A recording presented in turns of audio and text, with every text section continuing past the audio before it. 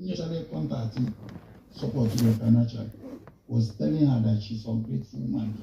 And truthfully, she don't, what have I done to her to insult me? But she don't get a saga, no about carrying cover. I don't even understand. And for goddess now, they put her here. See Nigeria at home. Goddess, you are a bad person. Today, I'm putting it to you today that you are a bad person. So I'm your number. I can go on up and say, if this is what happened. So what else do you want me to do? When okay, nobody wants to listen. Internet when you were. Internet when you were. Others don't worry. Actually, me correct the narrative. Boss number John Mado. Actually, correct narrative. Number one, Ori, I respect you so much. And when you get one get a memo or retaliate on second, one get what I jump. No. And we can name the Zoom. And when my conuche where sometimes the problem than a family. Even more about they let the smaller than that bomb sometimes they settle our case. And when you hit him, mother I take things where not swallow things where. So Mapalegi, it's number no problem, but I was on that life. I'm going to again at that boss. Because everybody was happy to see Ijele. You understand? Ijele astrogi idiot, so get out. No. Get money can work your work. Ijele is stressed. And we put that thing. Ijele wagebo. Kedi he na akode ako.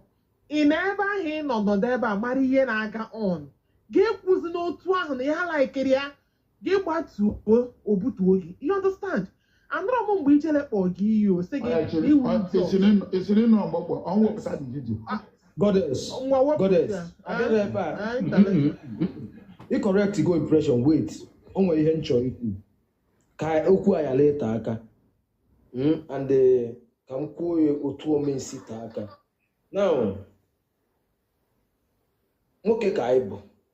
Nwoke ka mbu. Ito ma atọ. Mana my brother, Muwa if in a quo. I'm actually know anything in a quo.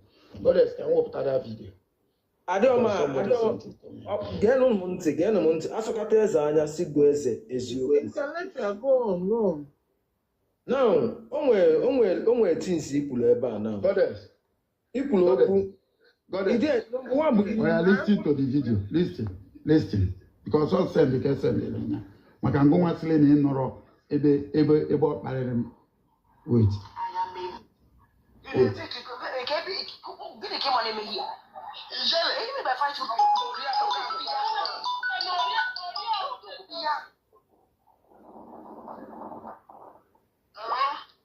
Fuck you. Okay, Nulia. I'm not going to be idiot. This is not for idiot.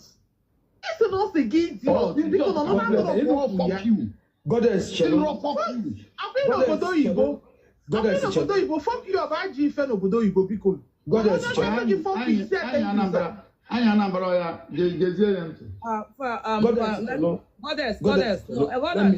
Excuse me, intellectual. Fuck you. No, fuck you is an insult. Yeah, it's an insult. Let me say something. Let me say something. This man with Ezioku. Oh my God, so now. Let me hit him with the truth. Imagine saying mommy, imagine saying insult. Oh, I don't worry. I'm going to happen this man. Don't worry, you can still talk on here. Imagine saying fuck you. You shouldn't have taken it as an insult. Goddess, game on. Anya Nambra, Ezioku, Amaka. Now, Emele Ijele arrest. I try to make cover anything in we any no. Emele Ijele arrest. Ebe ni nejulo yi. Mesi odi ka ọ ga-adị. Nwanya no de ebe ọ nọ. people na-echie fans na-echie anọkatazi asị na ọ pụtago ọbata life ofu onye na ndị mere arrest ya na ya nọ ijele wee na-asị na udo adịgo ijele ji ọnụ ya wee sị kedu this man jụba ese this man na-ege m ntị ijele bụ ihe ji ọnụ ya sịba kedu ori imo wee send wee tụọrọ ya invite o wee gbagote amara m onye bugotelie invite ha tụrụ ya ọ gbagote ha na-ekenezi ijele wee sị ya kene Kingsley ya na Kingsley adịrọ na mma that man a na-ekwu ijele wee ori iwe si this man si na ọ dị ekene ya ijele si akene ni ọkwa emebego udo now gị na Dick Kingsley ekenebego unu kenesi ị ga-ekene ka nwoke ịkọba ike ọzọ this woman kọrọ na police station salutation is not love ekene ga kedụzi ihe na-akọsịlị na onye a na-agwa ụmụazị agbasị na ndị bụ odogwu saga na saga bụ ihe ndị ji ego onye ka ya ijele nụ datin wee ijele iwe ijele wee sị kedu ihe na-akọdo ha iwe awezi iwe ijele kedu ihe na-akọdo ha na ịmara ihe ị ga-ekwu that kind of a thing ka o kwugidezili ya okwu ekwuo that f word o kwesịrị ikwu that f word mana ọ iwe maka gịnị okenye amara asụ okenye amara ekwu ụmụ okwu nwoke kwesịrị ikwu okenye ka ị bụ ọ bụrụ okwu niile ka ị ga-ekwu tension dị high ọ bụrụ ihe niile ka ị ga-apụta kwuo mgbe ahụ ndị ịma na gị na onye adịrọ na mma ndị ịma na ha na ha adịrọ na mma ọkwa ha kpọrọ ya polisi ekpe udo na that place udo ekpe na that place ọ dị gị ka ezigbo udo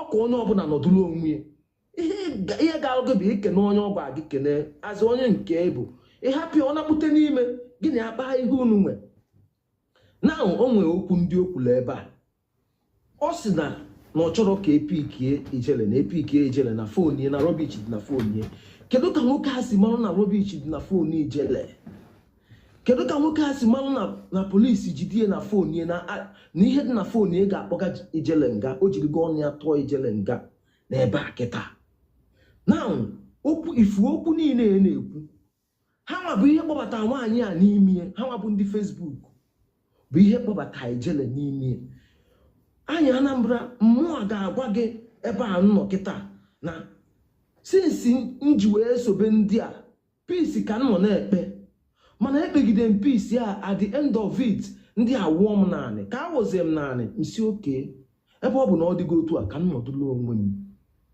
na kedu ihe mere ijele anụ a na-ekwu okwu na agwala ya bịa Abuja bụ platfọm ijele ka ha ncha na-eyuzu ha na-adọ platfọm ijele adọ oge echi na-adọ platfọm ijele onye nke a na-adọ platfọm ijele onye ijele ga-akwụnyelu na onye ijele ama nkwụnyelu otu a ka ha si wee kpọba nwaanyị a n'ime ha now ọ dịgolu ndị nke ọ dịle ndị na-achọzi nwaanyị ọ ndị na-achị ya ọ dịsị ka a ga-asị na a ga-abịa pike ma na ma pike isizi ya bịa ka inye eche ụta ọ bịazie ka inye eche ụta unu nọzi ebe a mmadụ ihe sebe elu unu maka na ọ dị ka mmadụ adị ala ike ka ha kpanye ya n'abụ unu nọzi ebe a mmadụ ihe sebe elu unu nwoke ka ị bụ ị ga-edozi okwu ị ga-adresị okwu imebe another thing this same you na protect ya ka polisi ya ekpọrọ ya na-esochie from polisi mesịkwa akpọrọ ya polisi this same you initiated a WhatsApp call with me. You initiated a WhatsApp call with me telling me ka gị na ejeles wee gaa na Abuja me nini kpọsi the woman ọ chukwu si mụ debe that conversation mana ihe abụ conversation m ga-ewepụta onye ọzọ anụ ebe ọ dị important bụ na onwe ka esi tesibie ike na court ka ọ dị important now nke nwa ha kwụsịrị all these things si na ome nke ọzọ now after ka unu kwụsịrị ya ewere egbaba the woman okwu the woman wee n'iwe n'ụgbasi ọgụ ka o si wee chọọ now ịchụwapụ ya ka ijidie that same person inye shelter ka polisi yala ijide ka imesịkwa jiri polisi jide biko nụ ihe niile efu na-eme ụmụ nwoke ndị a so na ya mbọsị ọbụla ụmụ nwoke ndị niile anọ n'ime saga anụnwa ndị hapụ ụmụ nwaanyị ka ụmụ nwaanyị kọba ọnụ. I think this thing ga-ebi daalụ. Okay, that is my point exactly what you just said. Your last comment equal that now all bro that no more kenny no na this thing one can akpo akara oko can akpo aba whatever his name is, you know, aba Rosia whatever that one too. All of them, these guys are just annoying. These guys are with the akoro because okay time in as a man no matter what you do, whether a factory can a role, cable self-employed, time in with you know in a platform one for like a whole 15 hours or more, talking about something that is useless. Honestly, at the end of the day, at the end of the day, okay, for all these police on Nagagase. Akpọchi onye ọkwụ ndị Yoruba ka unu na-ekponye ego. Wallahi, I'm telling you guys the truth. Ndị ofe mmanụ ka unu na-ekponye ego because unu n'anya ndị nọgasị n'ọkwa na Nigeria bụ ndị ofe mmanụ, DPO ofe mmanụ or Fulani, ASP ofe mmanụ or Fulani, CDO ka all of them n'ofe mmanụ or Fulani ha ncha niile.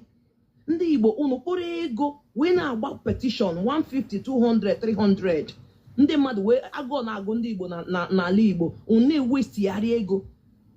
Onye bịa o jide nwa nke ọkpọ ya nwa gị bụ nke nwa gị bụ kwashi ọkọ nwa gị ipost nwa mmadụ ipost somebody's child so na the child bụ ono nwere HIV.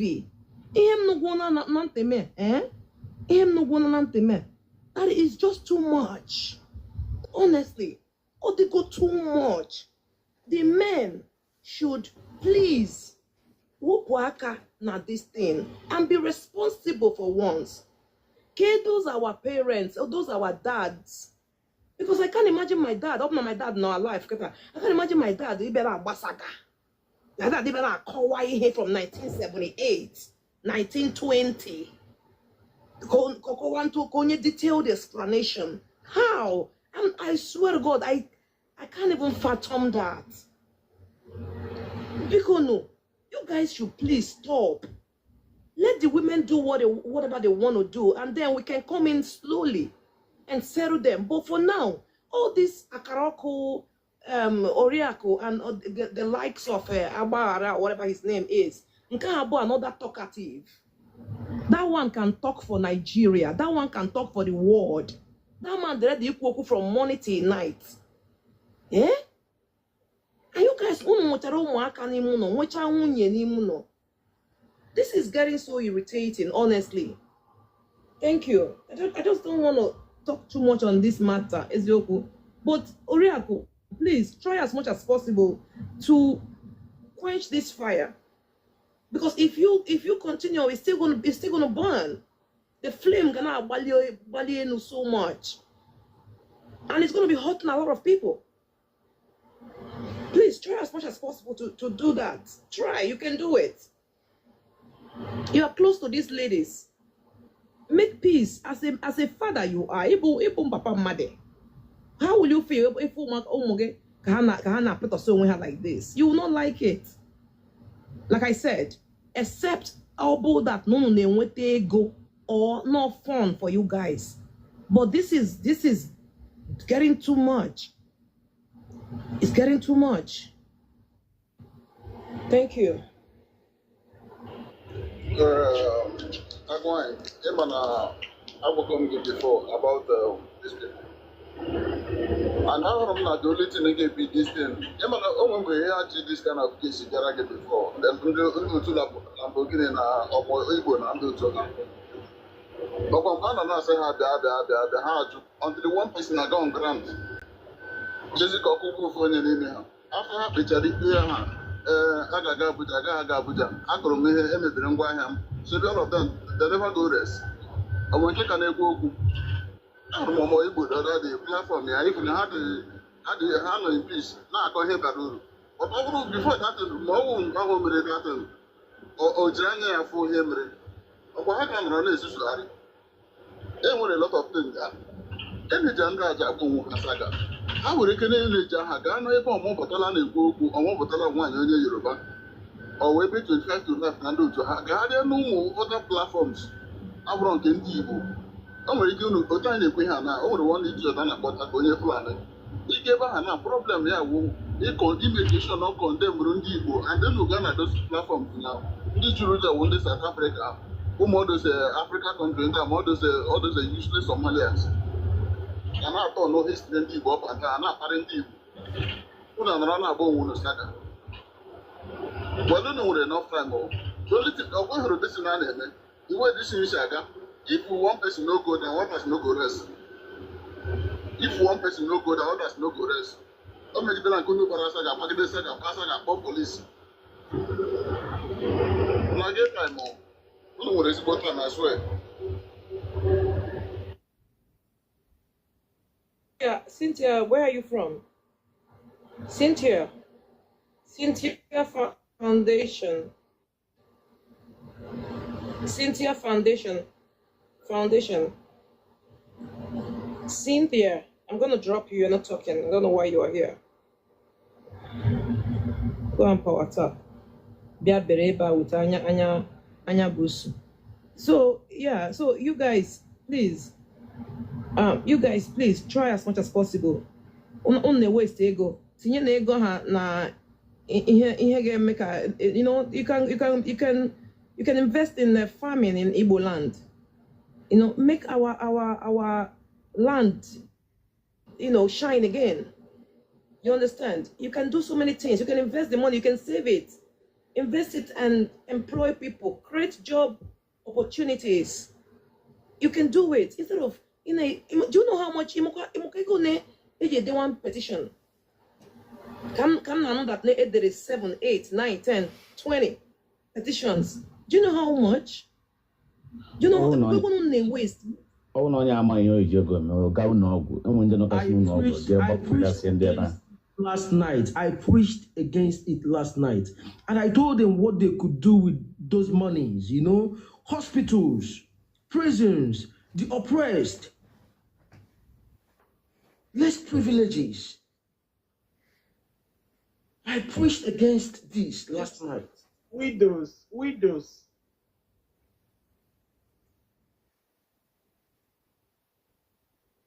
It's I don't know.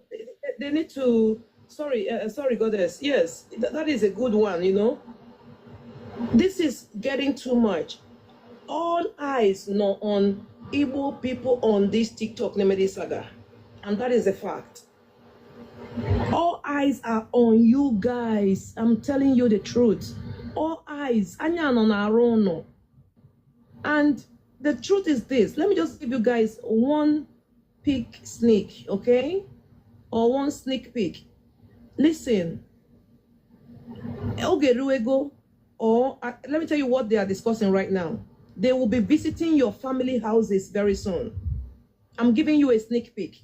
They will be visiting your family houses in Nigeria, in Igbo land very soon. The day any of you, unugafo, you know, a pot in front of your house is a sign of warning. You guys should stop denting our name. In Nigerian government name is enough. Nigerian government name Mendi Baro. Nigerian government name na Piandibu. Just yesterday, a video you guys will be surprised. The Yoruba host of spaces yesterday on Twitter saying that they will start, you know, unaliving Igbos very soon. Another man na America, Afebutemi Okonlawo, a Yoruba man, Ghana Facebook, say can plan on how to unalive Igbos. Ine nekwa anyị fụ na ndị Igbo nọkwa na-agba onwe ha mgba na-spend ego n'aka ndị Yoruba iji mesi onwe ha ike. Onye ka nwe ọmụ ka nwe dị ego. What do you have? How much do you have? How much una get? Una no get money. people when get money, people when get money, they don't sit down like that. They see, if you have $1 billion, you want to add more $1 to that $1 million. You want to add $2 to that $1 million. That is how money is. Money, you can never be satisfied. So in that case, if you can sit down for hours, for like 78 hours, talking about just one person, how do you then make your money? That means you guys are poor. You guys don't have money. That is the fact. Because every time you don't have anything. Because if you have something, you want to add more to it. So if you don't want to add more to it, that means you are poor. The way you are reasoning is very myopic. Your reasoning is very dull. Princess, go ahead. Sorry, you can say what you want to say. Good morning, Anya Nambara. Good morning, everyone. Okay. Enwe onye bugotere enu general, ọ bụ na na-asị ka enye opportunity ka okwu okwu. The idiot enweghị ọmụ ọ ga-ekwu ebe a. Okay, Bandit, let him talk. Akpọla ya idiot. General, but respect, ihe anyị na-ebe awụ ihe saga. Onye bana ihe atụga peace. Out of my way. First of all, aga m asị na nwoke, ịbụ nwoke or ịbụ nwanyị is not all about gender. It's all about what comes out from you. Anya namba kwuru okwu ka nwoke kwesịrị isi ekwu okwu mana ọ bụ nwanyị. Otu o si wee ekwu okwu na-abụ otu nwoke kwesịrị ikwu okwu n'ezinụlọ mana ọ bụ nwanyị. That is why I don't classify people by their gender or by what or as like all the nwute like otu ndị ebe isi wee focus more on saga and ihe na-ewesi ọdụ more than ihe na-achọ n'ala Igbo, more than problem anyị nwere n'ala Igbo. Ndị ebe anyị focus more na ihe na-ewesi ọdụ. Ebe a na-afụ ndị ebe anyị bụ ebe ihe na-aga amịta mkpụrụ cha bụ ebe a na-afụ ndị ebe anyị. Ebe a na-agba saga, ndị ebe anyị ejupụta ihe nwere laptop 300 people, 500 people watching. Mana ije ebe a na-akpọ ọdịmma ndị Igbo, onwere onye ga-afụ di ya everywhere atọ ọchakụrụ. Ọ dị mma. Now, saga. For how long ka abụbara saga na TikTok a? For how long ka abụbara saga na TikTok a? From Facebook ka abụbara saga. Ele benefit ndị Igbo gasị na lekwa ihe ha mụtabala saga agbaga. Ele benefit I got na so ihe ha mụtara saga agbaga na social media. Setting ka ịgbacha ha pụọ. Setting ka ọzọ abata gbawa. Ndị ka ịgbacha ha pụọ. Onye jide nwa ibia opostu akpọ police. Like all the so irritating. Now, sometimes all the platform in the South Africa be like maka ndị Igbo. You working on platform, you working on there for complete 3 hours, 4 hours. You get that food on your bike about to defend ndị Igbo. You get that fear. You working on that phone ga Yoruba apparent ndị Igbo. Last Igbo. You get that phone on your bike about there to defend ndị Igbo. Me abụla kwuru ekwe butu ya. Mana ijeba enwe dị maka nke. Nweze nwa wee na-ekwu ihe na-ekwu dị ka onwe ihe ọzọ. Ka njụ ajụ. Ndị na-ajụ na nwa wee na-ekwu ihe na-ekwu.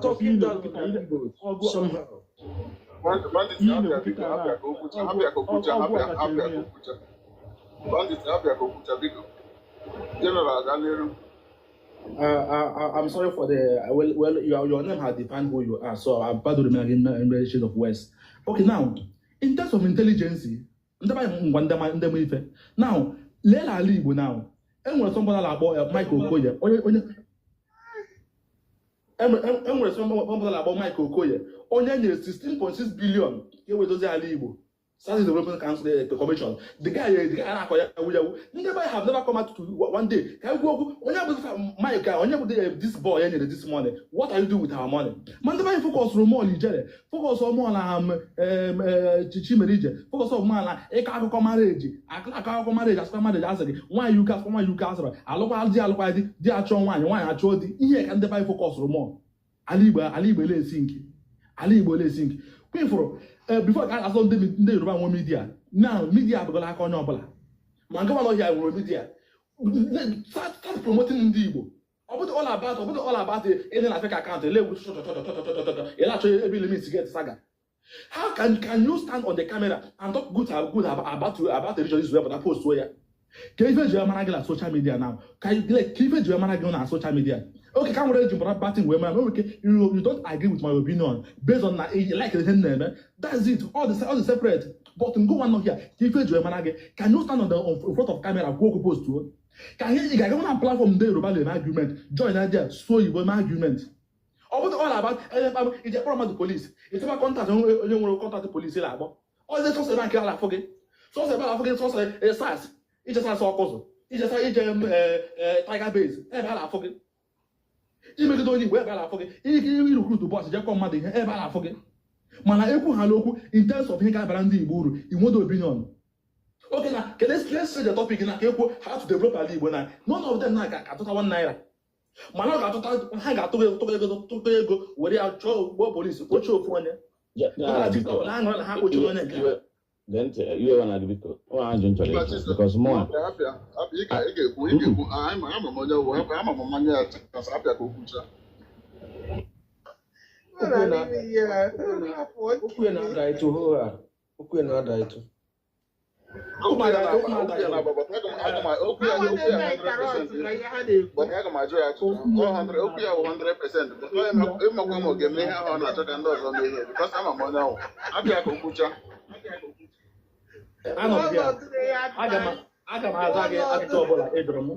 And they get into okay, and okay, now I'm a moku, I will defend myself. You know, I'm a girl to defend there. Now, if I go whatever, on high time, I do this our social media allow marketing the progress of the Southeast. Southeast the five states in Southeast, and the have within the on how time I did our this now market here, the best for us. Time I got about some media. Now media have fallen in the hands of everybody. As something was social media, in media. What are you doing? What are you using your own to do? Even the part of people every day, abroad,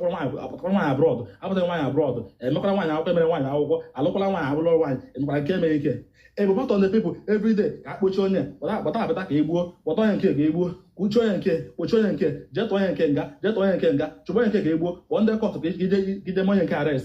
Are you the part of people? Are you the part of people when they like us as Igbo? Because when they like us as Igbo, when we are forgetting, every maybe say Igbo, I forget. All these things are all possible things from the past. We're supposed to push our foot ahead. People, like they are advancing in turning the image of Igbo. People are advance every day. In my brother, like around the up, you know, like around the up. Okay, I cannot up. Yeah, can you tell me that the globe? To them that question the globe. Okay, according to some of things you put here. So, imagine when they Napar and Igbo, like a natural have damage image in Igbo, but the problem gave it one thing. Didn't have the canoe cable to get a prison car. Organ Weber, Casey Emery Hater can damn me here. Can him go on a man your own platform. Can also not join me. Carry him down in a man platform. Thank you so much for the question. Then me to answer again. Now, first of all, they got my posts, they got my videos. You watch my videos, like I keep promoting the Igbo. Man, you know the Lolo, you know the Lama. First of all, but you don't get the Lolo, but then the iPop, you don't get the Lolo. We are tackling them, you don't get the Lolo. Then tackling the Lama. They are working. General. Only have nonsense about I'm not going to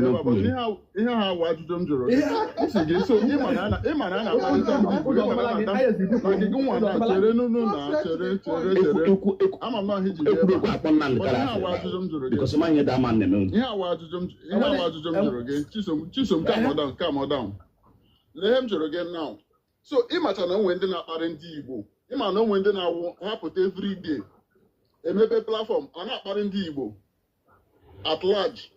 But your problem, every day, Patano Toto, a buy a camera, change one side. And I'm the kind of guy, a prison. Okay, okay, you have here like every day. You hear Chuck and does on me here. Can you go on there, Mayor? You may pay. You know, however in the platform this now I hope I'm giving not to want them send a request. But go then we are hoping give for once. So okay, American one send the request, I get defend the Boris. Okay. I some get for IPOB, I some get for one to maybe share a label. Yeah, I am Jorgen. Okay, maybe they follow, and I don't think I'm not able to friend that Twitter. I don't think I'm not able to friend that Twitter. And I'm not going to follow my here. Listen now, First of all, are you more internal enmity against Ndigo, more external enmity against Ndigo? Now, let's say that I'm fighting both internal and external. And the internal one is the one destroying their life and property, which is Imandobo. They are the internal one. External one, South Africa and the Yoruba. On the Mbano from Modia, I got on the external one cannot. External one cannot do. Internal one. Asking external one. External one cannot do. Asking internal one. General, all you even don't land Canada, you see that. The Canada. General platform, you never not on the Canada. Or not the Canada. Go to your platform. General, has a jump to the SM monitor his aya. Ask him the external one, Ndahana Parindibo, now platform like every Otarafa, South Africa and all that. Kehe made a request. Ghana sent down in Hane Madrama or defend the Wendigo since he loved Rendigo too much more than every other person. This is the question to the I send you Ghana and the that is none of my business. So where I will go back to my profile now. South Africa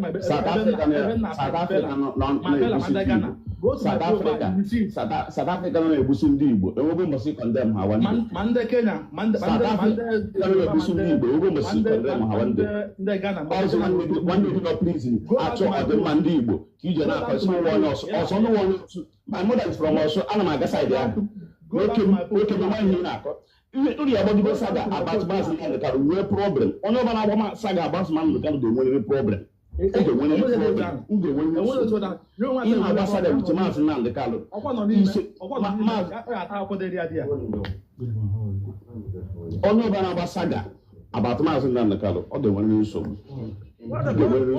I have said is that this guy is an anti-Nnamdi Kanu. Onye bụ anti-Nnamdi Kanu.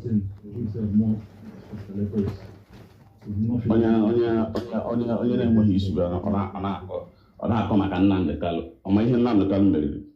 Ọmaga ihe Nnamdi Kanu meriri. The problem, ama m na ihe a ka ọ na-abịa ime ihe. Ama m na ọ na-asa ajụjụ. Onye ọbụla chọrọ ịdị na onye ọbụla ndị ihe mezi problem ya nwụchi ojide aka Nnamdi Kanu wee na-eke money. Not surprised. People should not be surprised now. I'm not preaching in Belaba. Yeah, Bundi Yoruba, and I won. Oh, that is that. They had to tell him okay na Yoruba land. It's a me preaching never. Oh, Igbo man na the coordinated. Money for course ekuku. Kefurefu. Onye menina. Ako ihe ada aga na akwụkwọ sef kọrọba tu onye anọ onye enweghị onye awụ onye ọbụla chọrọ ime eki ego chọrọ relevant ojiri afa Nnamdi Kanu because that afa the very powerful. If you want to have followers now use Nnamdi Kanu come up against Nnamdi Kanu you have followers onye ọbụla chọrọ ime eki ego o use afa that man ọ na-akụ ka ọ na-anyawa onye ọsọ ọ na-achọ political post na Nigeria na ihe mere. So onye ọbụla na-akụ ụzọ I don't know how people are following this kind of human being. Onye akịta na awụ anti-Igbo because onye ọbụla na-ekwu against mmadụ na kara afọ ndị Igbo n'anya because that nwa amadi ahụ nọ na prison because of us. Nwa amadi ahụ nọ na prison kwesịrị na ọrịa ha na Nigerian government bribe human being onye so no onye Igbo because only ekwu against Chisom nke ikwu ka ha amaghọ nke ikwu ka this guy gbagote ebe a amaghọ nke ikwu ka ọ maghọ na wow I'm not that people say follow during their I can't follow this even ga-amụta na aka udiri mmadụ nwunye ga-amụta ka ihe na-follow this kind of person ihe nwere ike ịmụta n'aka Nnamdi Kanu ya okwu otu anụmanụ like this at least akwụkwọ na-abụ okwu ịtọ ige nwere something ị ga-amụta from aka the man. Kwesịrị na prison kwesịrị ihe okwu na Jenụwarị kwa ọ stand na Disemba. Chisom ozola ka anyị onye ọzọ time. Oscar ị nọ nso?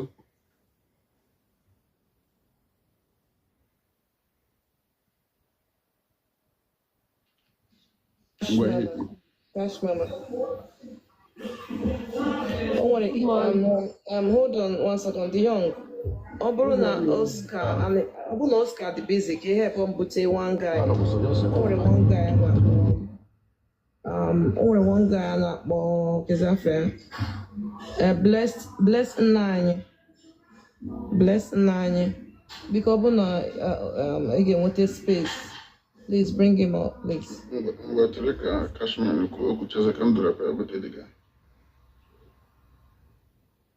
Good morning, everyone. I don't know if this is all just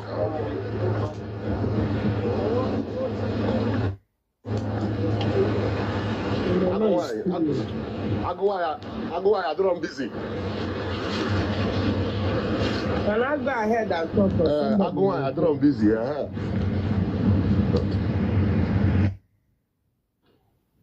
Oscar, just hold on, check Okucha. Because I'm trying to use your voice there. Go on. Okay, good morning, everyone. Happy New Month. Ọ ga-adịrị anyị niile na mma ọ dịrị onye ukwu dịrị onye nta dịrị ndị Igbo niile.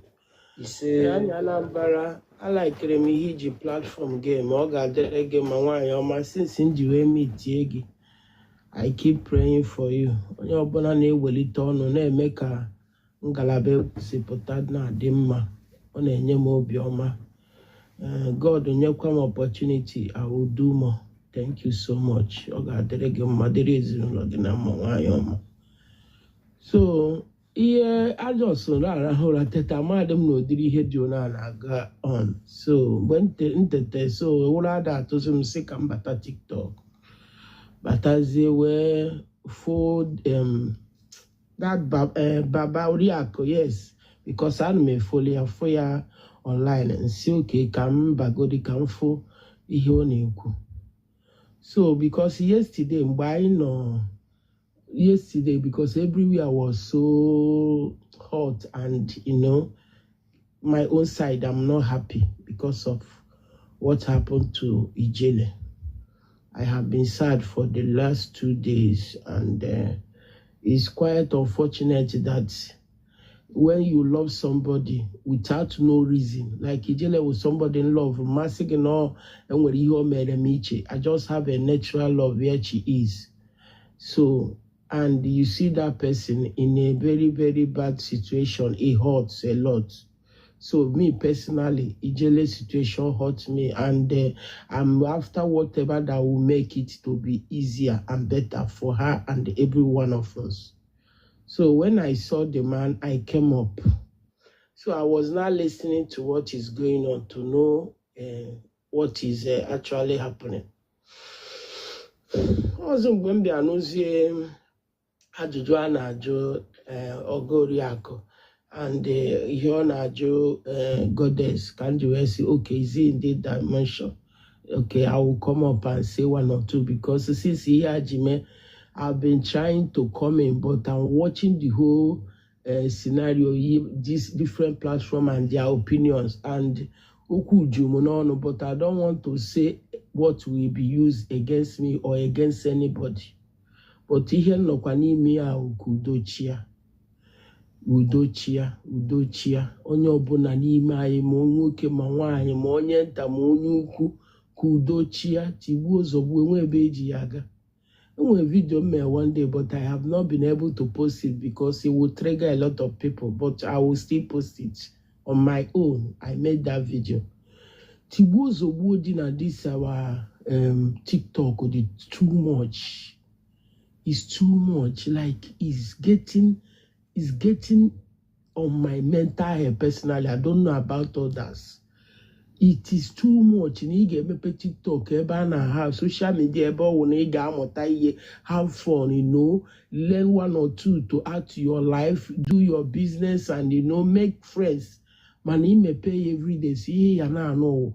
tigbuo zogbuo awụ m onye awụ m nka mma abịanyụ gị mma egbu gị mma eme gị nka mma like a na-azụ ihe na-aghọta ahụ enweghị ihe mmadụ na-amụtazi like na-ajụ biko ndị nke anụ ọ mmadụ nwee obi adịghị mma ka ọ na-awụ amụsụ ụlọ ya anụkọtakwa like this nnọọ unu otu esi eme na onye a na-eme content or something nwee something ị na-eme ibi ebe ahụ onye a nwecha obi aṅụrị epụwakwa mana nke ahụ imepizi vidio a na-eme na awụ m onye nka mma atụ gị nga ị ga-anwụ a ga-eme nka ndị tụrụ n'alụsị ndị na-atụ na nrụgide mechie fonu mgbafuo si ndị nke a bikoro nne na nna m si ha ka ha esi na ime pit pụtasịa.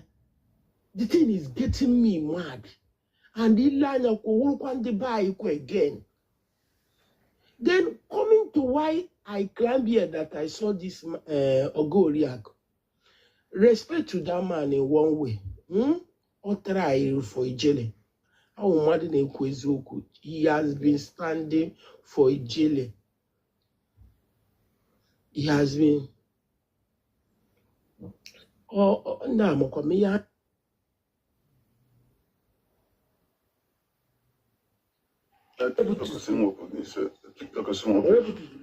Yes, TikTok is more okay. I send the request again.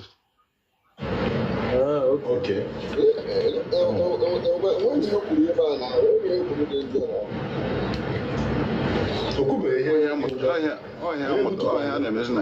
I got somebody reported here. No, comment on that.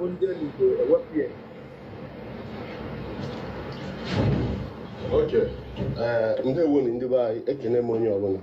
Okay. Hey, ama m ihe mere ndị abịa na-anye violation. So, ka m si ekwu, so that man ọ stand by Ijele since njefu eji wee na-eme ihe sagara. And I respect him a lot from his word. Ọ na-ekwu okwu ka onye wu nwa Igbo nwụjuru mmiri ara afọ. And the animal like onye ọbụla na-ekwu okwu ebe udo ga-achị. Although their battle, Otunsefu, he has started from Blue App. I know them. I know even the other woman. So I know all they have been doing, but I am not interested at all. I have never put mouth. I just go watch them and go. But so this is surprising. But the thing is, land ya, when I bata side Ijele. The first time I follow the woman and I said the Yan Ijele and me and see, hey, oh yeah, now for na Blue App for how many years? You can actually be able. And Simba can go and tell the woman can just have biko. Na mono na ba like kwa mono won de ba yo biko. You open only ye make kwa udochia. Onye nka no na leni, onye nka no na leni ya na eme ihe ọ na-eme biko. Ihe emekwa na. Nna ndị amụsụ anyị apakịcha pak juo na ihe na ya enwedị nke kwe m kwuo okwu ha ekwedị m kwuo ihe njebịa ndị a wee pịara m pịapụ m iro wee si biko ndị akwa mmadụ ndị nji ekwu ya bikos ndị niile anị ara ndị wa amụsụ ha ọsọ ha na ha kwakwu ha wụọ woman bi bikos ha chọọ ka udochi ya ha na-edufu da woman na-edufu ma ọ bụrụ na ọ ga-ekwe bikos onye ọbụla na-anọ sọsọ ihe ọ nọ tigbuo ozugbo onye ahụ awụ ezigbo mmadụ nwere onye ọbụla ifuru nọ na-achọ udo na nke onye ọkpọ onye afa aga m na platfọm oge ichinjaka ịghọtago mgbe izi ihe a bido wee sị ha biko ka m kwuo okwu na onye anụnwa ha na-ejekwa na-agba mgba na onye nka na ha ekwesịghị ịgba mgba na ha kwesịrị ịnọrọ on their own different lane onye nke a na-eme ihe nke onye nke a na-eme ihe nke ya biko ka udochi onye ọbụla nọrọ na ana m afụkwa na ihe onye nke a na-eme na ọ dị ma onye nke a na-emekwa nke ka a ga alụ ha alụla. These people did not allow me to say anything. Ha ebido kpọliwe onwe ha kpọlicha nsị ha biko ka m pụtakwa jee na saịdị nke Ijele ịghọtago sikwa Ijele na ya biko ya butuo ịghọtago onye nke ahụ na-anọ n'ihe mmadụ na-ekwu mgbe ụfọdụ ọ kọwawara m sị m na ya achọkwa ịgba ndị anụnwa saga na alekwa ihe menụ na onye nke ọzọ nyewere ya kọndishọn ebe ọ ga-eje ma ebe ọ ga-eje ya sị ya mba na ya ga-eme ya ịghọtara asị onye ṅụrụ mmiri ara mfụ ya she gave me audience. I said what I want to say. ịghọtago ọsị mba na enweghị ya na enwe okwu na ihe ahụ reason o ji dị ka ha na-enwewere okwu. That was why I said this woman nwere sense at least o kwere m gee m ntị mana ndị amụsụ agbara nwaanyị a round ha ekweghị m kwupụ okwu gbam maragodi ihe nkwobịa One can December and then no one didn't do for the doom. They don't want peace, they just want everywhere to scatter. That is why Ojidika Gasenamo no side DJ or one more have no against anybody. But this is my reason. Now concerning to Ogoriak iwu onye Igbo iwu nna n'ala Igbo ya na-akpọ okenye wu nna anyị and anụmanụ kwanụ ka a na-akpọ ya. Enwere ihe a na-ewepụ n'anụ bife eri anụ. Asụ okenye a na-anọ n'ụlọ ewu amụọ n'ọgbụ. Yesterday I saw what happened. Number one, he will go somebody needs to ijele for a very some period of time. And we go ijele ya bide ga ya like this. She was so hot or even a way. So ge wonye ge butu gidi ijele for the self. Ijele have told you what is worse than what she told you yesterday. I have been there. I whip good ass in a Ijele agwago gị ihe karịrị ihe ọ gwara gị yesterday na platform nke ya nwa mana gịnị ka ị na-emekwa imechakwa isi amechi ọnụ ịnụ unu aba ya ka mgbe imechakwa ibutukwa ya omekwa ọsọ na ọkwa so nwoke ọkwa ya na-egbu ihe ọbụla ọ na-eme ọnwụ na ọfụbeghị Ogoriakụ ijele ahụ ahụ eru ya ihe a na-agwa ụnụ now before God and man. Ihe ọbụla ijele na-eme na platform ya since okwu aji wee bido and then when something notice about ijele okwu ndị anụnwa na-agbakasị ya mana mgbe ụfọdụ ọ na-achọ ka ọ ga-esi wee mekwana nke ya na ọrụ onwe ya because the thing is not affecting even her content. So yes, nwoke a wee wụrụ somebody Oriakụ nọ gị n'akụkụ na. Oh, really? Amaham. So ọ wụrụ somebody ijele na-anụrụ okwu. Or somebody na nokwara ijele okwu. So and after go hana baby ha nwere banta carry that one. But today yesterday, I notice na ijele is still hot, very hot from whatever that is going through. And enwekwara mgbe that thing bia mewe ozugbo mfuka ijele baramba ahụ say hey ijele okwu Ogoriakụ okwu if you listen well you will hear my voice on the background maybe inuchi ya dey here ịghọtago but what I notice at the end of the day that ijele is so as a mood at that time they very very hot and the okwu nna anyị kwuru that yesterday as in it triggered her too because of the whole situation around which feel no be no something ha na-abụ ga emecha ijele ga-ayọ ya ama m onye ijele wụ na-agwụ n'eziokwu. If that thing that happened yesterday ọwụ na our nna anyị jọsụrụ mee ka ga-asị na ọfụghị ya ma ọ na ọnụghị ya jọsụ hapụ ya I swear to God ijele ọbata when later ijele ga-emepe ihe na yọọ ya si ya gbara ọ maka the mood mana now nna ya nwere side mmesi wee bịa kwute gị a na-asị na asọkata eze anyị kpuru nkata n'isi gwu ya okwu. Ị gara too far yesterday. A sị na okenye otu ụmụ m na enwe m ụmụaka in fact enwe m nwokenye nwee ndị obere otu anọ enwere ka ha ga-esi mee ya even nke okenye ahụ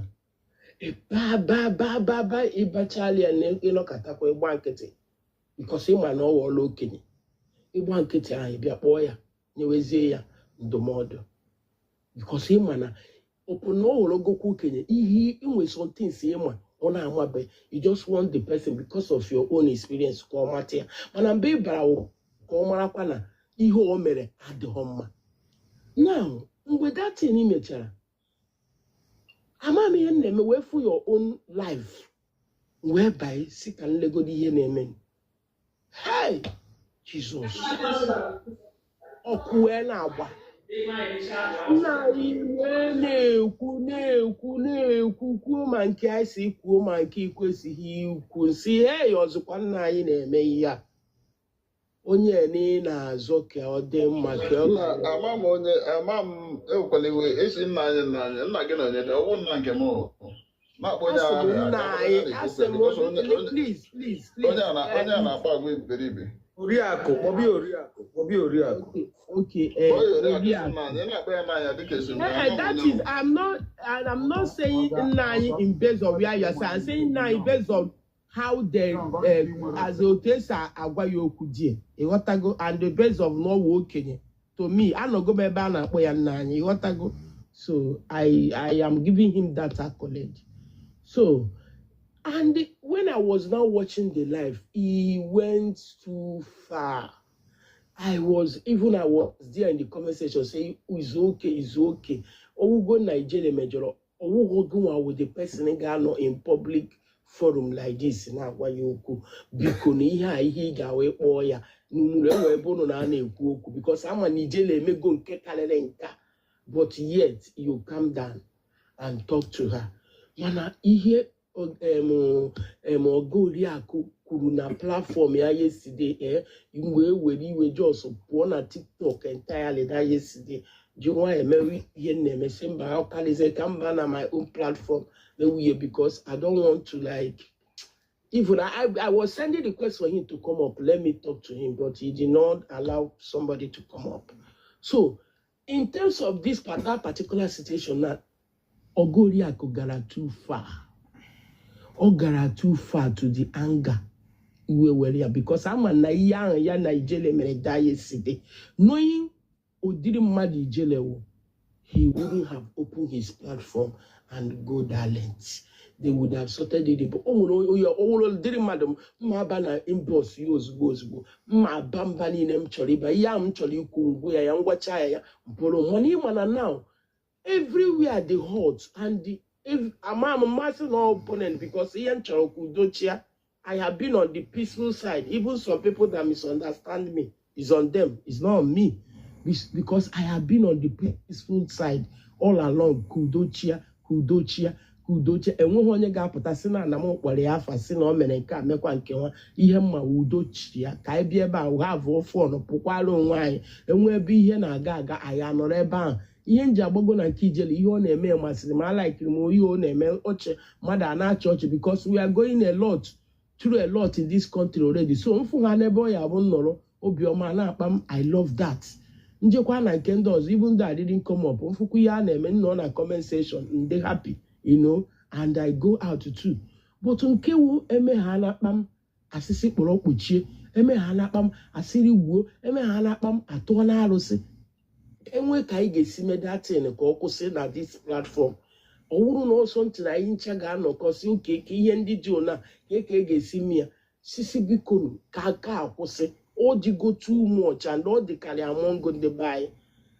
Ngị na mmadụ mechaa ihe ọ dịka ọ na-anọ nwa m na-ame m ihe ọsọkwa n'ọbụla ọ wụrụ ihe m ga-emapụta na iro bịa na-asị nwa m iwu onye ohi iwu onye ama iwu nke nwanne ihe m ga-eme ewu mbara ya mba ma bara ya m kwesịrị ka ndị mmadụ makwa na nna azụ nwa m ọfụma ndọkpụrụ nwa m n'aka na kpuo n'ime wee gwa ya si ya ihe dị ona emekwana ya ọzọ ịghọtago asị nwa m.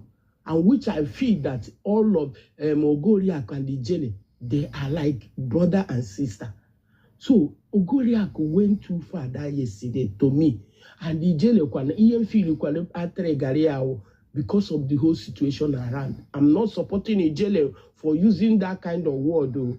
But more for what I have seen them be doing in the Ijele platform. Ijele have done worse than that.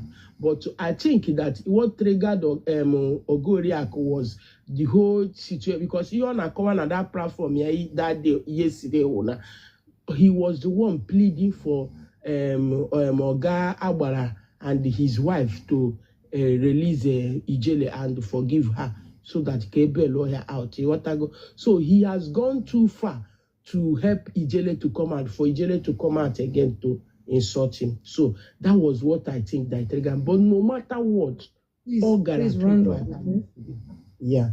So Bikono, you are gonna get make Udochia. Bikono, Kai Udochia, Onye says. Yeah, okay.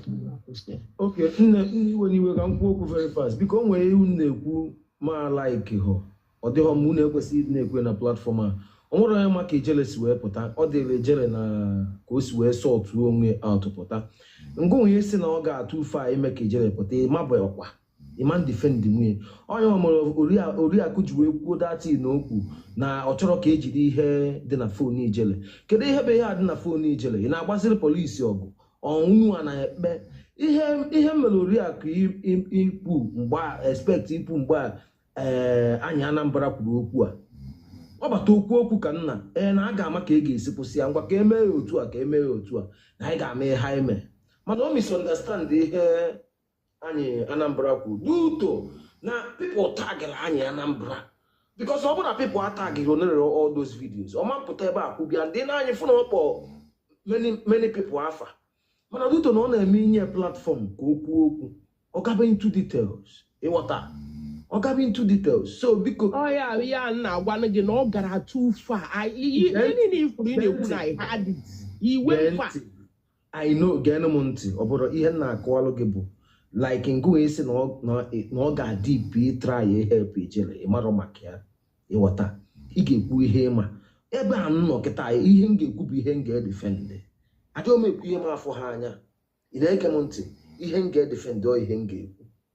As emego me call ham try if na about a one at least between Ijele and the Kichigenko them. Mana emekata me afunu okwe hozim na mo a isim biase na abese palebaziem na ihe mmese bụ step zie down. Down now step oketa ihe nnozi na aketa bụ onye chọọ ịkwụsị ọkwụsị onye achọrọ ịkwụsị ọrapụ mana nke mma ka m ga-ekwu that is it a ga-akpa nkata malụ ka ọ ga-esi kwụsị ma ịma ka ọ ga-esi kwụsị abụrụ abịa nyesie ndị mmadụ platform because onye nye platform ebe a ọkọbụ ihe mere na 1970 ọkọbụ ihe mere na 1980 no anọghị m ebe ha bidoro ihe kama na otu a ha batara na TikTok a si kwụsị ya onye malụ nke ọ na-eme dị mma ya je mebie onye malụ nke ọ na-eme adịrọ mma ya kwụsị ya that is it onye ọbụla na-anụ onu m ma ndị na-ede na comment section na ha na nso biko anyị ka na ebe a wetenu vidio ma ọ gbagote na elu gosinu m gwanụ m ebe m nọ na-ekwu okwu ma ebe mụ na mmadụ mego exchange of words that is it daalụ.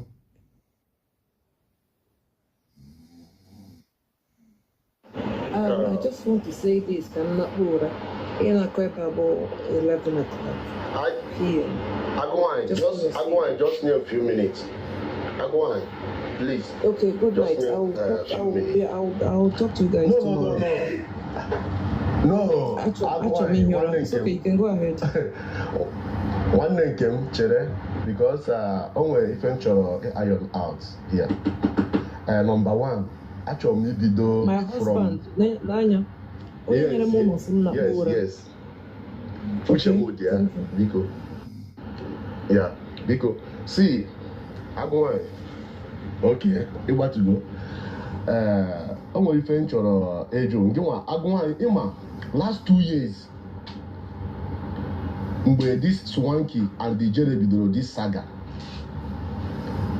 I put I na fight in the Yoruba. Then I know about war. Give one chopper na these people they may be Syria if I name them because most of the information in the Yoruba jiwe gana buy saga then bu ife hana no na TikTok bu ife ndaji aba saga hada were na aba saga hada na ebupute ndị Igbo ihe nji na-asụ ihe a n'Igbo ka onye ọbụla na-aghọta ya hada na ebupute all these things gbasara ndị Igbo ndị ofe mmanụ ewerekwa na ndị ọkara ụzọ ewerekwa this thing wekwa na-agba anyị saga then agụnwaanyị mgbe ahụ wee sị ka sanitize this social media by for all these people na-agba saga ka ajụọ ha one or two things which akpọrọ that Ijere for that Swanky that Swanky that time akpọ ha that time ka esetụrụ this case ịghọtara which nke nwasị ha ka ha stop ịgba this saga ka ihe a ga-eme ka akwụsị ịgba this saga then emecha ekwucha that in that time oru 2 days these people continue this saga m nwapụtara mgbe at that time wee sị gị the best thing is forget all these people say hapụ ha say tizina ha ọnụ because na mụ nwa chọpụtara na this saga bụzi ihe ha ji eli na onweghị ezigbo ife ha nwere ike ịpụta na-akụziri ndị mmadụ na dis efere mba ụwa na ebe ọ bụ na ha pụta na dis efere mba ụwa ihe ha ga-ada na-ekwu bụ otu nwaanyị asịghị otu nwoke amụ nwoke asị all these things ife ha ga-ada na-abịa ga na-akọ na dis efere mba ụwa and ha na-ekwu ọkwa ndị Igbo ka ha na-ebupụta ha bupụta pikchọ ha ebupụta ntu nne onye ha si wee mee nke a ntu nna onye ha si wee mee nke a ndị Yoruba jezi ịgba saga ha were na nna onye dị etu a mere ife dị etu a nne onye dị etu a mere ife dị etu a which is very bad in this platform which is very very bad Eventually, you kuna basara this Ijere, Ogechi, all of them, they are the same thing. All of them, Ofife Kahanchani Nebo. I had this platform. I went to this platform. This young platform now. Hey, madam, because I have a platform. Just happy around the way people. Everybody bag a platform, a bag saga, and the dance again wait since on when on add it to us. Just happy you put your way to help. Onwe cause help. I want. Onwe cause help Igbo here. You put a picture on Igbo. Ebo pupuredi. And I saw one again they far. Oh, you never did to I made this one. Oh, made this one. Oh, made this one. Only tomorrow, they will whip the bar and I said, oh, one day would oh, day would differ. Then the car say, maybe, huh? Never test all those things. Half the Hannah's okay. But develop now. He would now buy saga. He will all these things now buy. How will all these things now buy saga? If I make a man, all these things are get menu or gas stop. How are now bonitia? This is Ijere I'm equipped herself. Obezbo madu oputana abasaga. Ijele mendege. Obezbo madu oputana abasaga. What is Ijele truth?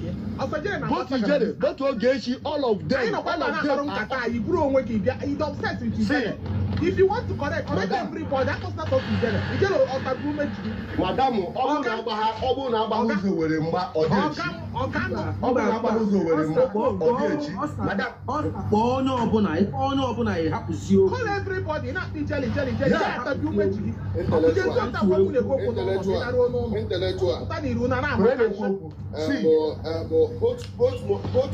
Both Ijele, Ogechi, Jaka, these people are the all of them.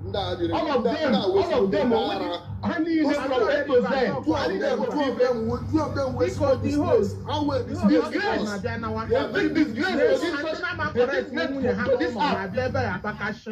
People that don't even know their own voice.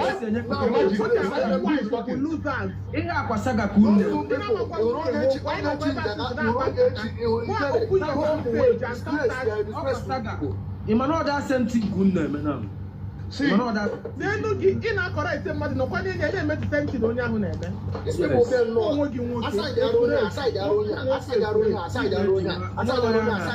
you dey make peace. Owo peace ki choro. See, that's it. Owo peace. I want to tell you something. Young, I want to tell you something. Now this platform. This platform.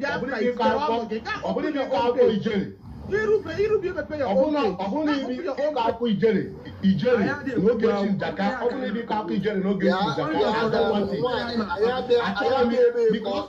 Because these people,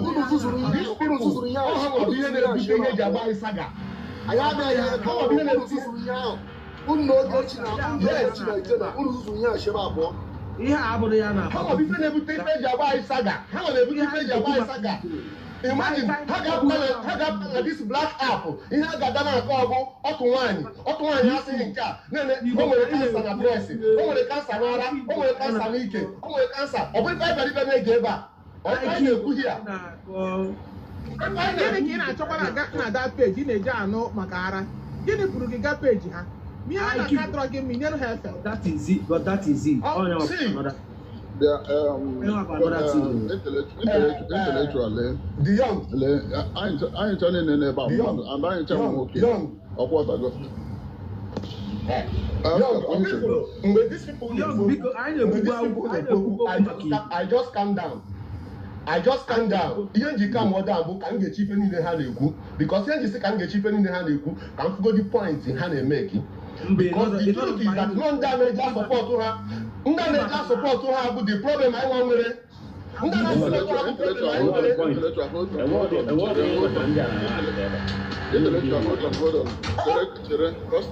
because ihe niile na-aka ebe a wee okwu ka just na-agbara m ihe niile enweghị na adị.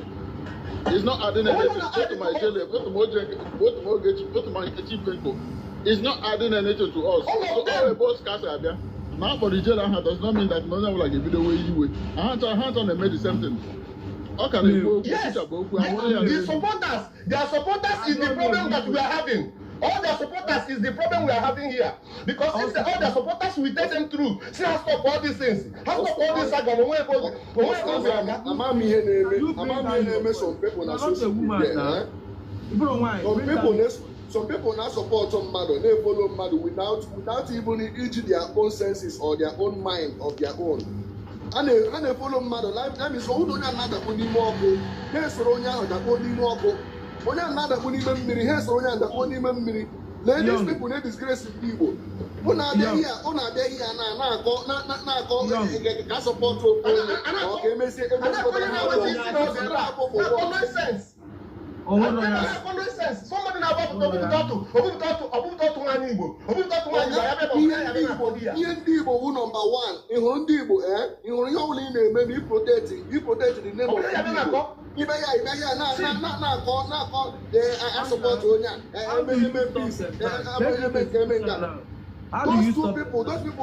Those two people, the shameless. To avoid them. That is only way to. We don't need to associate with them. We don't need to talk to them. Let them. Because last 2 years, come on, we put on last 2 years, I'm going to put on Kangwage ya abro topic I ji ebe again to kangwage. Topic I ji ebe abro topic na ge no month kangwage. Topic I ji ebe abro topic Igbo. So I were na abia even goddess na ebe a we etinye kwa ọnụ maka topic Igbo. Anya Anambra na ege month. Anya Anambra batala ebe a. We kwugo okwu video na attack ya na ege month. We kwugo okwu video na attack ya. We kpọta obi akụ afa. Iwota. So all the Korea kwanoze na akpọtara ya afa wee batazie na the platform ekpebi ọbụrụ ikpe ọkwa ifugo ka o si wee mee ọ bụrụ na topic anyị ji ebe a bee ha ọ bụrụ topic anyị ji intellectual to mmadụ shit on ozi emezie ya topic mmadụ eburuzi ya n'ishi mezie ya topic na ya hụrụ na ọnwụ ihe dimkpa na oke ibiri bịaziri discuss. God bless you. Na-eke esi wee mee topic anya Anambra bịa na-ekwu okwu wee na-asị biko na enidi ndị ụmụ nwoke anyị na-edi ka amalụ ka ga-esi stọpụ ha etinyezi n'ọnụ ha emezina ka ụmụ nwaanyị ha etinyezi n'ọnụ n'ihe saga anụ nwa a na-agba wee menshọn afa ndị nọ ya deep ndị na-agba the saga wee ofu onye n'ime ndị menshọn na afa ha wee bata ebe a ịghọta bakazie enye platform ka okwu ka amalụ ka ga-esi stop ya ọbabazie into detail kama nya nwee sị na a ga-ama ka ga-esi kwụsị ya we will talk to them or let's avoid them or na ihe anyị ga-eme ọbabazie into detail kọwazie ka ha si wee je ka anya na ejele si wee je ka anya na agbara si wee je ifugie otu a ka esi wee kọwazie the thing ọkwa ihe butezi okwu a ihe a ihe butere okwu a This man here is not helping matter. It's not helping matter. Because I want to somebody who don't know how they man. In assistant, no is Ronya ego. And in a guy here, now be a go and can't make cause a mirror. Oh, no, will be here now. All of you are the same thing. Exactly. And the goddess say no market if we ever I go on the platform here. I go me on the Nkechi Benko, I go na platform. I go the same thing. These 3 people na ba na onwe he DJ na ha acha. Ihe ni na wosaga baraba ofonye onye na filizi na emerizi ya ọ na-achọzi ka okenye ndị ọzọ. Exactly. Akwanya wa bụ okwu a mkwuru ebe a manụ. Imagine, because he had put this case here, he had put it here for. He had put it I won't just, it's just that sometimes I'm not behind a good distance because I'm going to listen for the killer that one person must go down before it would end. Otherwise, I'm not against weekend. And nobody now one person. Somebody make a travel. I stop here in airport to call the police. Look, because of him, nonsense on social media. And don't actually hear question. And on the chicken now. Young. Every time it goes on, it goes in. So I need to kind of treat all these things here. How I know we have confirm one day, Haga confirm on Hage Jack Hapos. Don't need him to boycott them. Hapo Haneme. One day, ha confirm Muzie, or for any ha confirm Muzie, then need to stop if I. Obo Madigasia stop boya.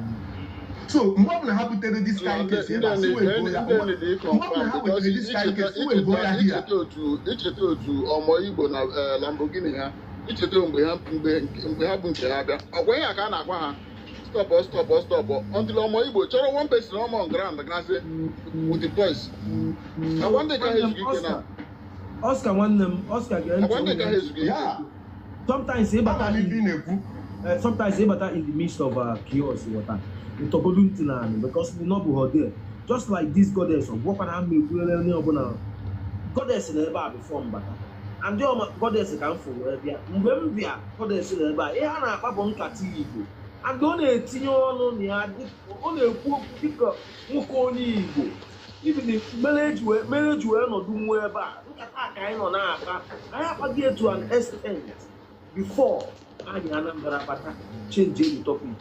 One year mention, I number topic go to add bad topic. Mana only mention is Batazia, any platform, come on, or Baba into detail. But the Zeka, Kobia, Kawapia, Saga.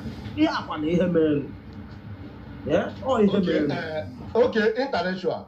See, more about we will because Oku can neku that goddess Adamaima Canon. You watch ya, Kembe, Anekwoku in Ronum. I'm the kind of person that Anekwoku make sure no get. After people Kucharoku, then Nkwo my own. And Nkwo my own, upgrading on a Wutegi, Ikulu Padam, because now we a Kuntegi, or when then they would them Nkulu down. You want to go? So, in a Jamway, do maturity, Umbaonia Neku, Amana Canon, you so, but eventually, Kubasara, this alcohol is gerable, Hani Nebo Fife.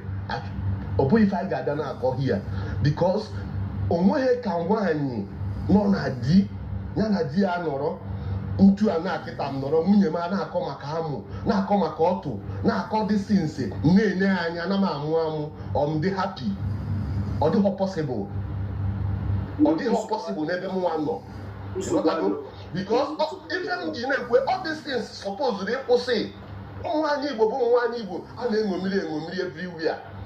Onye Yoruba ụtọ onye Igbo onye wee chere ka nkwucha onye Yoruba ga-enu onye Igbo ọ ya akpọkọ ụmụnne niile ha ya boss ha ya everything because ọ na-akpali ugwu ma ha dị enu nke ha na-ezoro jee mee obere ife na kpuo ụmụ nwaanyị Igbo a na-respect ha mana nke ikpeazụ a ịpụtazi n'efere mbụ ụwa this black app ihe ga-aga n'ala ugbo ọhụụ na-esi isi ọhụụ rere ure o nwere kansa n'ara o nwere like nwere na-enye nga na-asị ka ebe ndị a si ka ebe ha si that is ihe bụ iwe m n'ebe ha nọ o nwere mgbe ijere adịghị ha o nwere mgbe ọ na-eme ezigbo comedian ga-abịa ịbịa dị a ekwugete ọba ndị mmadụ amụ sometimes ndị ebe ahụ mgbagharịa coin mgbe na-agba coin but mgbe mfụzi na ihe a na-emezi na this thing bụ nọọ saga ka ha na-emezi mpụta m gafere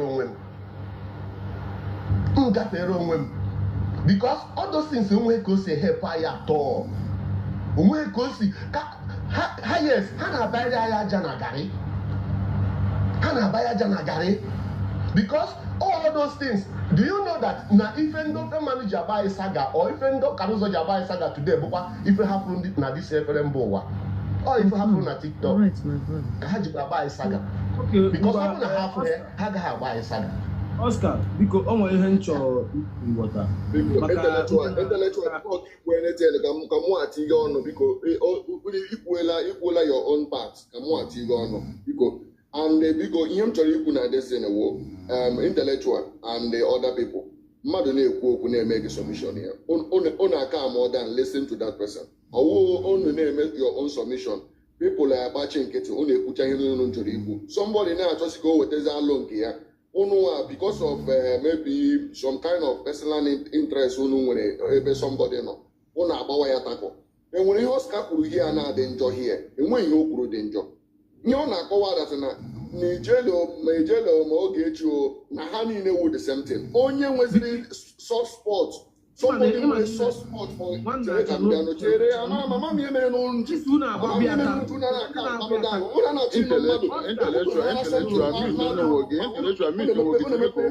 mepe mike ọ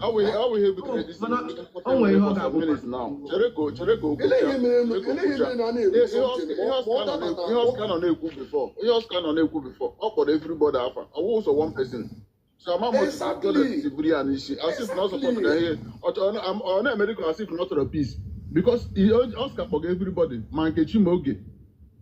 So just check how can you make sure no one only akucho when you add there ihe ga na biko yeah biko ihe you see Oscar kwuru okwu ka nwa Igbo gasị nwụchuru mmiri ara afọ you know enwere nke ịfụrụ ndị mmadụ na-awi ara if I the naturally settle something you don't have to side anybody even you don't have to bring a kind of comment wana ijikwa maybe meet onye nka wụrụ ara onye nka bịazi ebe mee ka onye isi dị mma then at the end of the day okay I chose them peace you know ibruzo nyecha recommendation and all these things Oscar kwuru okwu here as somebody na-adịrọ bias you know mgbe m okenye hụrụ ihe na-aga wrong enwere otu okenye na-esi ekwu okwu ifụrụ both ma ijelo ifụrụ ma Ogechi ndị a wee disgrace to ndị Igbo I'm telling you onye ọbụla nọ n'oyi a na ihe ọma wo because of na iwe fan to Ogechi or iwe fan to Ijele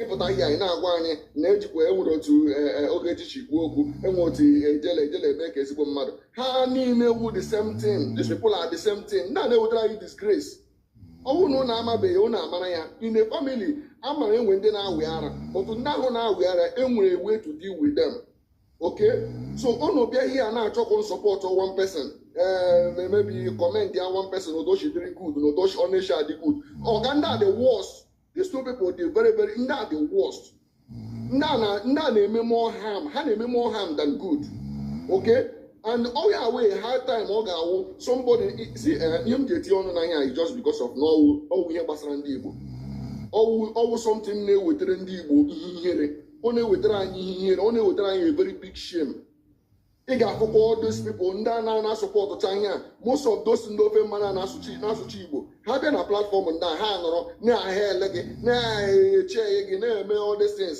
before ị pụọ ha were gị na-akọ and ndị Igbo eme unne fili n'ụlọ ma ihe karịa everybody but anama ahụ some kind of amamihe ụlọ ma dịrị nnọọ smart karịa nnọọ onye ọbụla ndị gị na ha na-emekọ ihe na-eplay you ụnụ more smartness than you people ụnụ bịa ihe ụnụ na-enwe na sọpọtụ ịbụ ndị ofe mmanụ ahụ na ofe mmanụ ahụ a na-ekwukwe na a ha na-agbasaga before you know it na ha bịakwa na onwe ha na-enwe this kind of thing ha na-eji jiri aghụghọ na-ekpuchi ya ka ọ bụrụ that na the name of that Yarepa land ka ọ bụrụ na ọ wụ the something ha ga-ekpuchi even though na ha nwere differences among them ihe awụ ihe these people na-eme but nke anyị wụ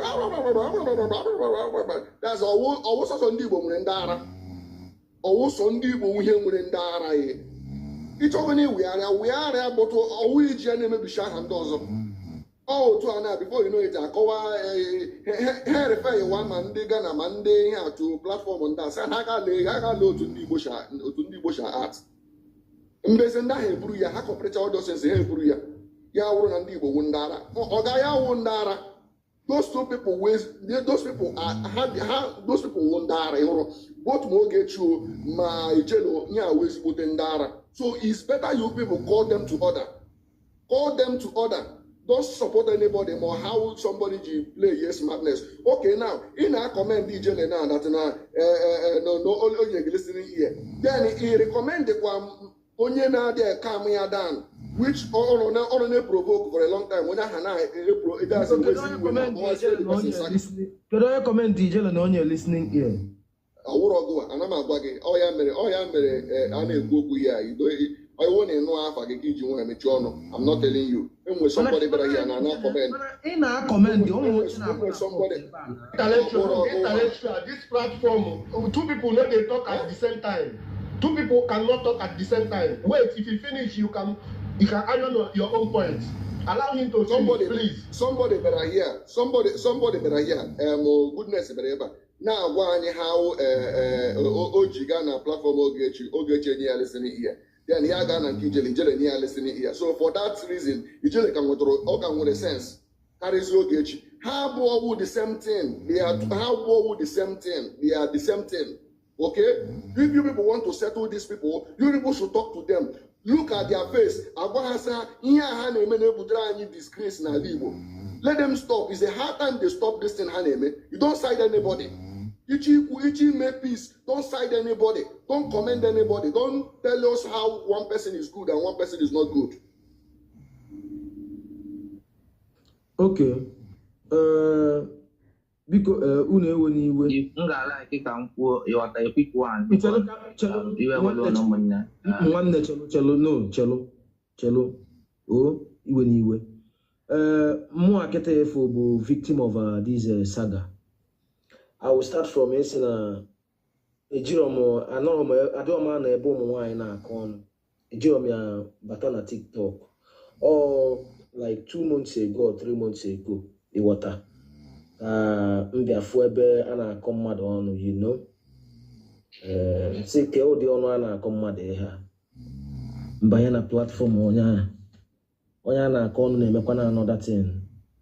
Msi na onye nke a na-akọ mmadụ ọnụ a na-amị ama azụ onye na-akọ mmadụ ọnụ. Kesi ka ihe a si dị like this. Ịmago nwee sympathy ebe onye a nọ. Mụ na ya follow onwe anyị. So ono katakwa mbata platform ya msi aka more than ya egen ya ntị because nwere onye na-ebe akịta gasị na ọfụ ngome ebe nna aka ọnụ but due to na mụ na onye a abụrụgo friends water and na m efolobe gị ọ bata life oshi ya mbatakwa na-enye ndụmọdụ water na-asị ya calm down. So in that process na-abịa dati na obugote menu nọdụ dị if you can see are involved now. It happened that na the team there's a way outburst the water. Ijele batazie na the okwu onye ọbụla ya tọkọsịzie. Ya mụ abụkwa na a mefu kwa na ejele content.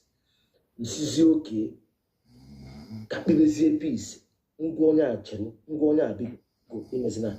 Mgbago na platform onye nke a onye a biko imezina. Mgba not knowing that na ha mmemme onwe m. People are now forcing na platform onyenka. Now from na platform onyenka. Before you know it, opo tu aka si dey involved na AHF4 and ekwu. Now, mmadụ na-abụ na anụ ọgụ isi na ichi Igbo ha ị ga-abataliri na eti ha ịghọta just like ihe ị na-ekwu ka stọpụ ị ga-abataliri na eti ha. There another thing bụ ịbata na eti ha ka isi wee mee onwunuru mbọsị nji wee support any of them and the onwunuru mbọsị nji wee support sị na ihe na-eme dị mma mana ọ na-atọ m ụtọ. So na ịma sometimes echi ijide onye ala ị ga-eme ka onye ala ịghọta. Mana m atara igide gị ihe niile a yesterday ka m bịazi chịkọ bịa na njedebe because na intimidation bịa batia mana ihe abụrụzi ihe nche ịba into detail water because ihe mere njiwe chịkọzi ya yesterday bụ na anọ m n'ime ikpe udo a ofu ndị ọlịbazie m akpọlị wakafezie m due na ha nwere trust ebe m nọ even mụ na onwe m daa na nwutesi n'egodo ihe ntinyere onwe m ya because ihe abụghị ihe nji ihe abụghị normal ọ bụrụ my life.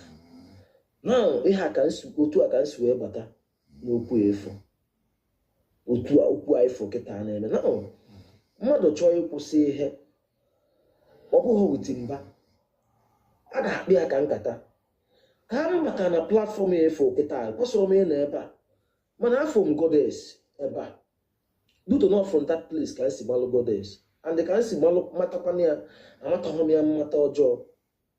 Ihe a ụmụ nwaanyị na ụmụ nwaanyị bụ ihe na-akọ ọnụ ma m bịa kọba ọnụ ka ụmụ nwaanyị kama na ịmago na ụmụ onye nke ịmata so gịnị mee a na-akpa nkata ebe a nkata Igbo ka a na-akpa nkata Igbo a ka a nọ na-akpa na-ekwu ka ọ ga-esi dịrị Igbo mma anyị na-akpa maka onye ndu anyị eji akpakọtazie nkata a anyị Anambra wee bata na intellectual ihe na-eme explain ịkpọga anya akwa anyị just bịa for something aka akịrị ya. There is no need for all those things. There is no need for all those things. Why enter on top of this thing? Why enter on top of this thing? There is no need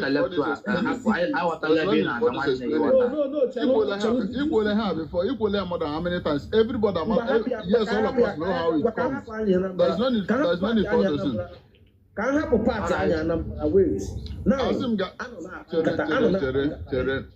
wait na chelu na ụmụ ihe nchi ikwu anyị nọ na-akpa nkata anyị ji wee bido akpọrọ nkata saga ya kpọrọ nkata maka ndị a na achọrọ m ịjụgide yọngụ kedu ebe nkata because ọ bụ na ihe anyị nọ na-akpa nkata anyị na-akpa nji wee join ebe a Oscar na ihe bata ebe a kịta ọdụrụ nke a ga na-ekwu okwu a kịta now the young kedu ka okwu a si wee bata ebe a biko kọwaa.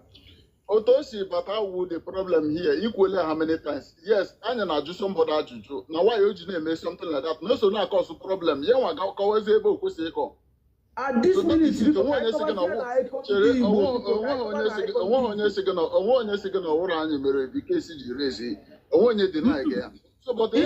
matter what you go here.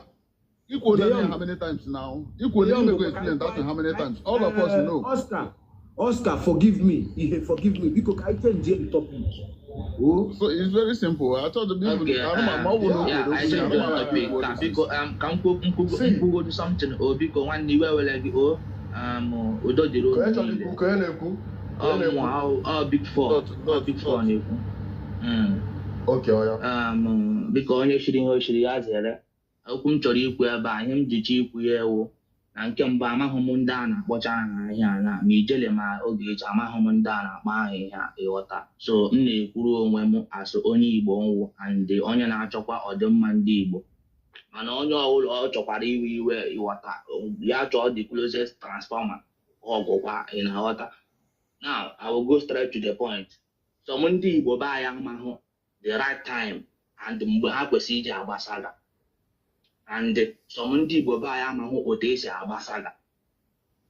Because you cannot cheat the nature, no matter what, you cannot cheat the nature. Amahụ m onye Igbo ga-eji fụcha ihe na-eme na Nigeria otu ndị ofe mmanụ na ndị ọzọ na-esi agbasa anyị mgba. Then o prefer that na ọ ya agbasa onye Igbo mgba na onye Igbo ka ọ ya like ịgbasa mgba. Na ike gwụrụ because ihe m ji ekwuga ihe a na-awụ datị na ịma gaa ya na-awụ ahụ ọwụ afọ na-eburu gaa mụọ gaa ịghọta enwe ndị wụfọsịn gaa ọwụ because na enweziri TikTok some people feel that na they can use TikTok to ịkparị their fellow brother or maybe their fellow sister. Hotel na Nigeria nọ na-awụ obodo anyị wuzu enwere very big LAB here, ewewolo TikTok this is for education purpose. Anyị nwere very big ndị n'obodo anyị wuzu na awụ na onye Igbo ọbụla na-afụ that I think na ọwụ anyị nwere imekwa ya avoid because this time now we really need to focus on the real matter at hand. Ịghọta so enweghị nwoke ihe m na-ekwu ebe a wụdachi na ndị Igbo be anyị ha mara mgbe ha kwesịrị ịgbasa onwe ha saga manakwa n'otu ha kwesịrị isi na-agbasa onwe ha saga because enwere ụdị saga ị ga-agbasa nwanne gị at the end of the day that thing will backfire you. Ndị ọzọ eji gbago okwu and ịlarukwe ebe na TikTok ị na-afụ obi then ịlaruo na be gị ị na-echewachi isi. So, we really need to take corrections this time, and fix things at the right time.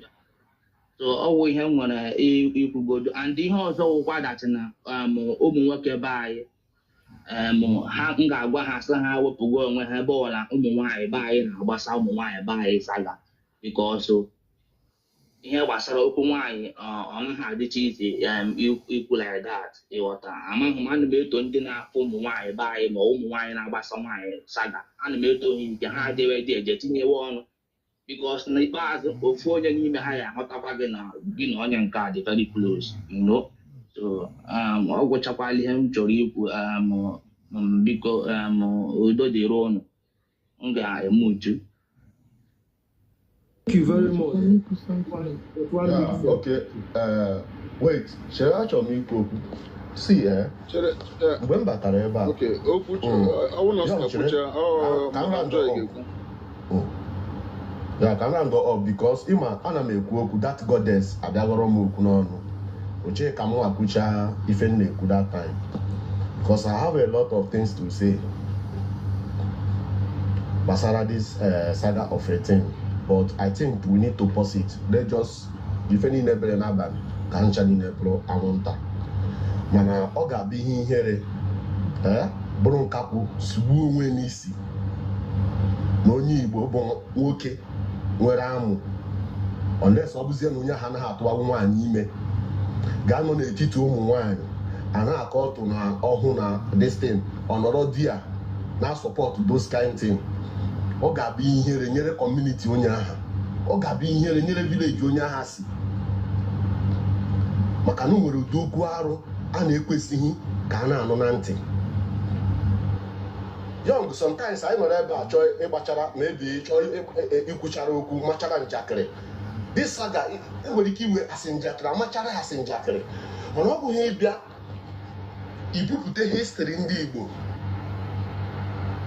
i were esi na iji agwa mmadụ saga ịmakwa na mgbe mmadụ yi nwoke yi like some of them now dey post nna mmadụ yi isi agụ kpụrụ okpuru ede maybe ije ihe dịka agbamnkwụ or je something asị mgbe negodi onye nke oso na nna onye nke oso na this one ị na-akparị nwafọ Igbo na-akparị onye Igbo ị na-amabeghị na age gị ị ga-eru that age ị na-amabeghị na ị ga-eru that age na onye agha ruo na ana m afọ ya na dị social media na anyị cha niile na-afọ ya epostu onye ahụ just maybe na gị na onye ahụ nwere exchange of words na platform ije chọọ na onye ahụ ije chọọ na onye ahụ ije chọọ nwa onye ahụ ịtagịa ya ipostuo ya mgbe that repercussion ga-abịara gị mgbe ọ ga-abịara gị ị ga-ebe anya m anya m. That is one thing na-agwa gị because o nwere some things ị ga-emecha hammer must catch you. Mark my word, some of them today is what they did is catching them. Their karma is coming for them.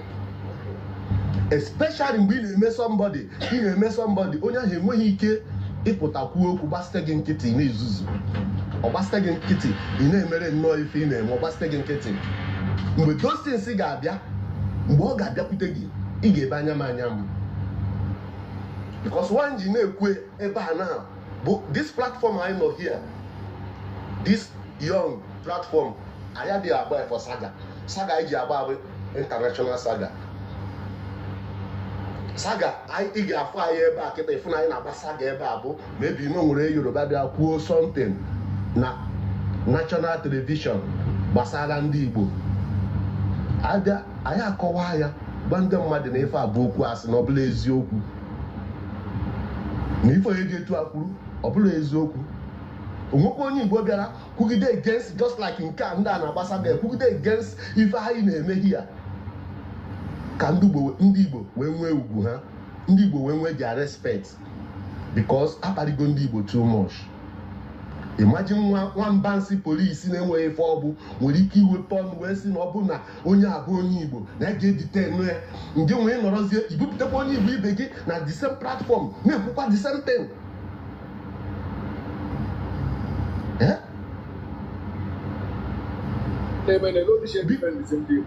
With ya na eme no ọwụ na ndị na-agba ndị Igbo sana na ọwụ ha dị correct ọ dịzie ka ife a ha na-agbazi anyị na-eziokwu ka ha na-ekwu because ndị anyị nwa na-ebupụtakwa ya n'efere mba ụwa anyị nwa na-ejikwa aka ebupụta n'efere mba ụwa. Imagine onye Yoruba pụta wee na-anareti ndị IPOB ntụ esi wee rie ego na IPOB na-anaretiri anyị na platform gị ya onye Yoruba ọ bụ na ekwughe na platform onye nweta the idea no bikonu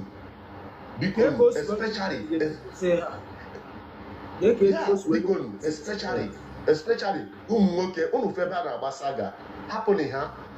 The way to stop these people is just boycott them. That's the nkịtị one day ife a ha na-achọ ha mitie ya onye ha ga-eji nwayọọ na ụkwa because ife ha na-eme bụ ịkparị awa tradition na-akparị ndị mmadụ enwezi ihe dịka okenye. Sometimes ịwọchi ndị na-agbado saga ịfụ na ị nwere ike ịmụtago ọgbọ ha, ịfụ na ịmụtago their mates because of na ha ji 100 nwee small data ha pụtazie ha na-akparị onye ama na onye a tọrọ fa atọ, onye a ga-amụta wufa, onye a ga-efidi ha, onye a ga-efidi their generation to generation. Because ị nwere data then emego gị free ịpụta na-ekwu okwu na TikTok.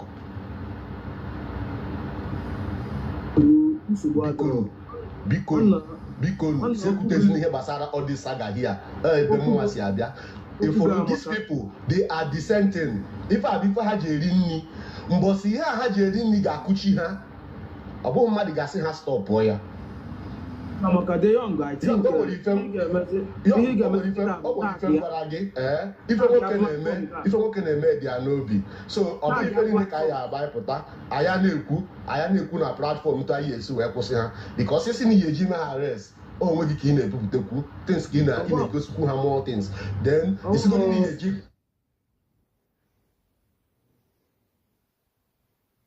ha zutere mbọsị ha zutere ha ma na ụbọchị nke ha abịagoda dị. That is it. Biko,